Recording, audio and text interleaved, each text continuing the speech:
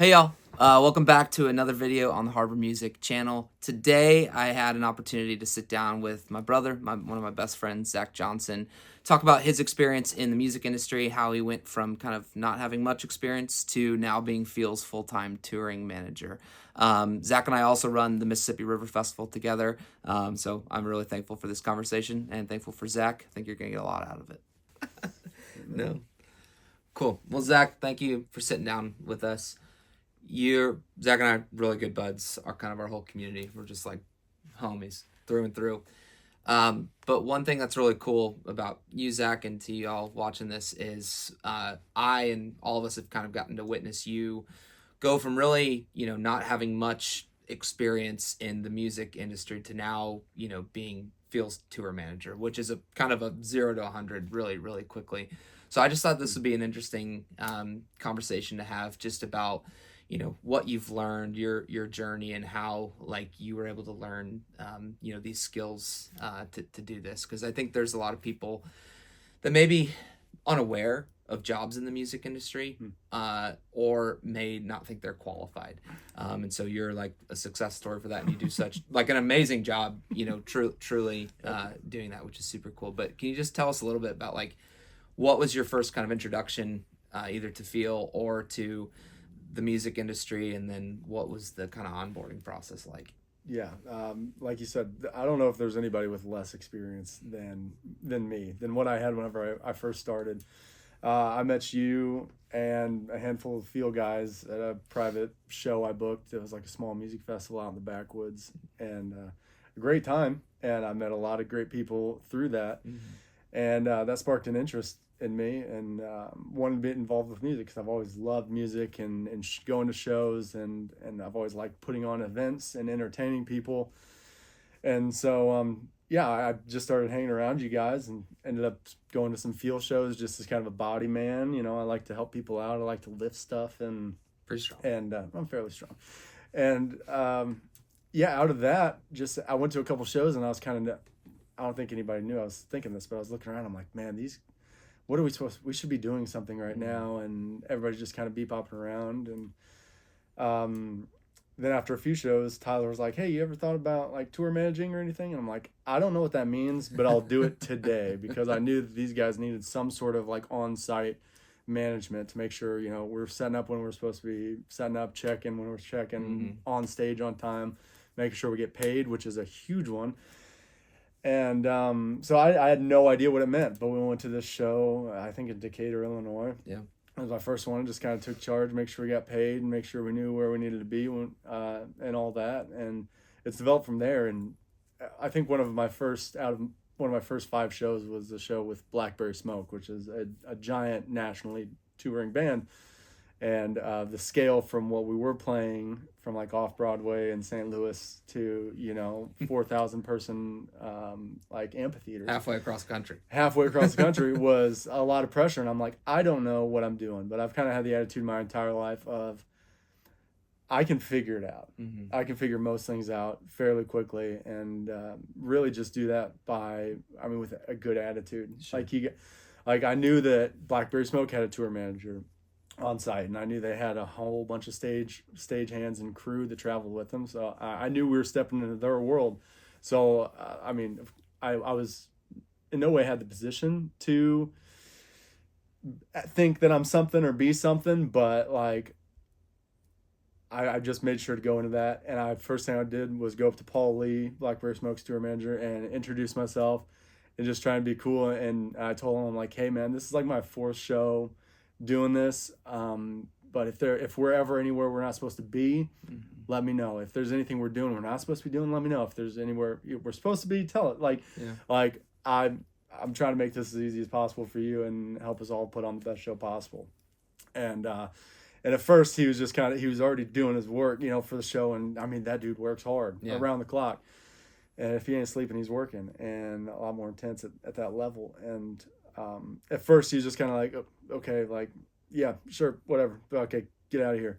By the end of that 3-show stretch, like, I think he could just see that like my attitude was good. The guys put on a great show, and they were easy to work with too. And a part of my ability to learn all this, I don't think we wouldn't be where we were if it wasn't for the guys in field being the quality of dudes that they are. Mm-hmm. So that makes it all a lot easier. It's one thing if you're Sure. if you're dealing with dickheads Yeah. who like are trying to be rock stars and trying to just tool around however they can, but they're respectful, excellent, professional dudes. And so I just do what I can to help guide them, make sure they're where they need to be on time, and we're all doing what we're supposed to be doing. That's great. It truly is. Like, you hear performers thank their crew and management after shows, and it's, you know, kind of a small blip, but it really is like a backbone. And myself kind of knowing both sides of it just throughout my career or whatever, like the role that you play of separating the band from logistics and, you know, money or whatever it may be, and allowing them to focus on the performance is vital to putting on a good show. And that's my number one goal with all of this is let Garrett, Tyler, TJ, and Caden, let them focus on playing, musicianship, like being relaxed. Let them do that. And yeah, I get time to hang with them at shows and be one of the boys, but anything I can do to be that barrier between them and say some salty stagehands, some salty front of house engineer who doesn't, and they're out who there. does not want to be there. You know, you run into great people, but you also run into some dudes who are just don't want to be there, don't care that you're there, and just want to get paid and go home. And so just being the buffer and working with those people and be like, hey man, like, it's cool. Like, we're just trying to put on a show. It's like, but would you mind, you know, doing this, you know, just a little bit for us? And even those people, like, if you have that attitude, and because you can tell their vibe from the very beginning. If it's a front of house engineer who's just like doesn't care about the opener at all. If you just go in friendly, you sense that he's that way. Don't ask for too much up front. But chop it up with him. Be relaxed, be cool, and then they usually open up a little bit more over time, and then you can start making requests. It's like, hey man, could you give us like more bass? I'm not feeling there. Like, or his TJ's floor tom doesn't have enough bass. Just giving little notes, but it takes a little bit of rapport and time to do that. And yeah, like you said, that's something that the band doesn't want to have to do, and nor should they, because they can't hear what's happening while they're on stage sound checking. So they don't, you know. So being able to help round out the experience and all of it, and make their lives easier. That's beautiful. Is really cool.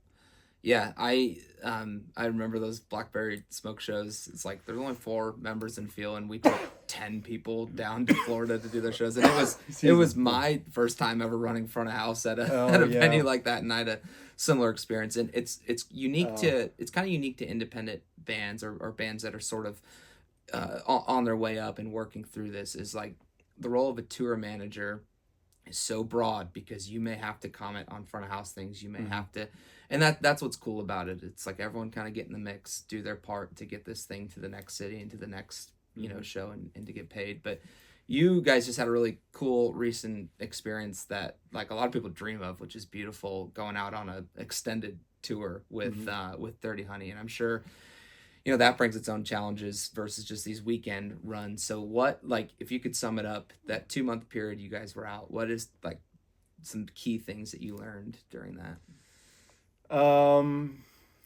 Key things would be establish rapport with the guys from the other camp in the touring party. Establish that early, get some FaceTime and hang out. And definitely like take a back seat, but if you're the sporting act, it's not your show. At the end of the night, you're there to help their show and to get your name out there. But yeah, just take that back seat and feel out how they do things, because those guys, we're the last leg of the Can't Fight in the Breaks tour, which was a 4-leg tour spanning over the course of a year and a half. So it's like this crew, this band management, they have the way that they are doing things. And the last thing you want to do is, in the first couple gigs, come in and just throw a wrench in their operation. So you want to set back, do your job, but feel out like relationships, and just feel out how you can expand and step out to make the show better. Yeah. For your guys and for the entire show. That's good. Yeah. So get to know everybody in the camp, because you're gonna have to be working with each other. Yeah. And, yeah. You want to have good rapport. That's beautiful. Last thing, real briefly, we kind of mentioned at the beginning of this how, you know, you went from not having much experience, you know, doing this in this capacity to now, you know, being a internationally touring bands tour manager. Mm-hmm. And you talked a little bit about how it was your willingness to jump in and do this. What would you say to, because like kind of the point of this and why I wanted to have conversations like this is I just want to see the industry be more fruitful and multiply, right? Like in our area here in Alton and beyond.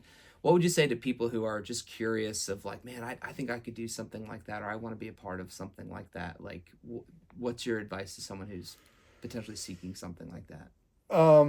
Do it.